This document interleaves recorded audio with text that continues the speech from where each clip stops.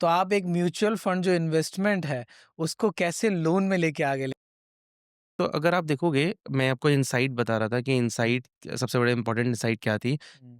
देखो होम्स कैसे ग्रो किए थे, राइट? सो होम्स अगर आप देखोगे 1995 में एचडीएफसी ने एक बहुत अच्छा आइडेंटिफाई किया था हुँ, कि होम्स पे अगर मैं लोन को बहुत बेटर तरीके से कर दूं तो वो काफी ग्रो कर जाएंगे, राइट? सो एचडीएफसी का तो कोर ही यही बिज़नेस था होम लोन्स स्टार्ट। रहा है, राइट? सो वो एक अच्छा इंसाइट था, तो उसने उसके ऊपर क्रेडिट अनलॉक किया। 75% जो लोन्स हैं वो होम्स पे ही हैं, राइट? हुँ, करेक्ट। और गोल्ड का आप देखोगे तो गोल्ड 2008 टू 2013 गोल्ड लोन्स का टाइम था। 100 lakh crore worth of gold हमारे पास था उस वक्त। उसके बाद उसके ऊपर जब मुथूट और मन्नपुरम आए, उन्होंने ये एक अनऑर्गेनाइज मार्केट देखा कि ये हो रहा है, उन्होंने उसको ऑर्गेनाइज कराने के लिए उस एसेट क्लास का लिक्विडिटी अनलॉक कर दिया पूरा, कि आप इस पे भी लोन ले सकते हो, राइट? हुँ, ये बहुत बड़ा एसेट क्लास का मतलब आप बहुत ज्यादा पैसा किसी भी एसेट में अनलॉक्ड नहीं रख सकते हो, ऐसा मेरा बिलीफ है। दोनों चीज़ों में ये एसेट को हेल्प भी करता है ग्रो करने में, और लोगों को भी हेल्प करता है कि ये जो लॉक्ड पैसा है उसके अगेंस्ट लिक्विडिटी प्रोवाइड करने में। तो अगर 100 lakh crore worth of gold है, उसमें 15 lakh crore worth of gold का आज लोन चल रहा है। कुछ हुँ, अनऑर्गेनाइज़ मार्केट, कुछ ऑर्गेनाइज़ मार्केट में। बट उस वक़्त अगर देखोगे फाइनेंशियल एसेट्स हमारा, आज अगर देखो 60 lakh crore worth of mutual fund हो चुका है हमारे पास। बट उसके ऊपर लोन्स कितने थे? 30,000 crore, 40,000 crore, less than 0.5%। Less than 0.5% उस वक़्त पेनिट्रेशन थी। इतना सारा पैसा एक एसेट क्लास में आ गया है, बट उसपे लेंडिंग अनलॉक ही नहीं हुई है। बैंक्स का बहुत बड़ा फ़ोकस नहीं था इस प्रोडक्ट पे। 2 रीज़न्स हैं इसके।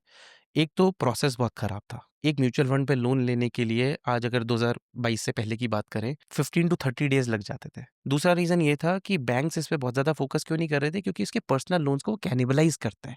क्योंकि ये लो इंटरेस्ट रेट लोन है, वो हाई इंटरेस्ट रेट है, तो मार्जिन जो है इसमें कम है। बट रिस्क कम हो जाता है, कोलैटरल है तो उनका। रिस्क कम हो जाता है, ये बात सही है, बट अब आप सोचो एक कस्टमर आ रहा है, उसको मैं पर्सनल लोन बेचूँ या म्यूचुअल फंड लोन बेचूँ? तो अब मैं उसको पर्सनल पर्सनल लो लोन बेचता हूँ ना उसको, ऐसे करके राइट? तो उसपे थोड़ा मार्जिन है, तो उनके कभी इंसेंटिव्स कभी अलाइन नहीं हुआ है। दूसरा ये एसेट भी कोविड के बाद लोगों की होल्डिंग्स बढ़नी स्टार्ट हुई और एक इंफ्रास्ट्रक्चर डेवलप होना स्टार्ट हो गया कि बेसिकली जैसे हमारे एक सेंट्रलाइज़्ड कस्टोडियंस हैं, कैम्स और के फिनटेक, उन्होंने भी अपनी तरफ से एक डिजिटाइज़्ड प्रोसेस बनाना स्टार्ट कर दिया, जो अनलॉक होने लग गया। सो ये अपॉर्चुनिटी हमें उस टाइम पे लगी थी कि अब इन सबको अनलॉक किया जा सकता है। दूसरा एक बहुत इंपॉर्टेंट एस्पेक्ट है कि ये प्रोडक्ट पे लोन एक वैल्यू एड प्रोडक्ट है, राइट? इस चीज़ को समझना बहुत ज़रूरी है कि लोन्स भी 2 टाइप के होते हैं, जिसको मैं अपनी लैंग्वेज में बोलता हूँ good debt and bad debt. अब गुड डेट क्या होता है? उस चीज़ों पे आप लोन लो जिसकी वैल्यू एप्रिशिएटिंग है। अगर आप ऐसी चीज़ों पे लोन ले लोगे जिसकी वैल्यू डेप्रिशिएटिंग है, तो वो बैड डेट में क्लासिफाई होता है। लोग पर्सनल लोन्स देते हैं ट्रैवलिंग के लिए, वो बैड डेट है। क्योंकि अगर आप 18%, 22%, 24% पे पर्सनल लोन लोगे फॉर ट्रैवलिंग पर्पसेस, देन अब इसका तो आप कैसे बोल सकते हो, राइट? सो ये तो एक प्रॉपर्टी बैड डेट में क्लासिफाई होता है, राइट? इसी लोन से अगर आप मान लो होम लोन्स ले रहे हो, राइट?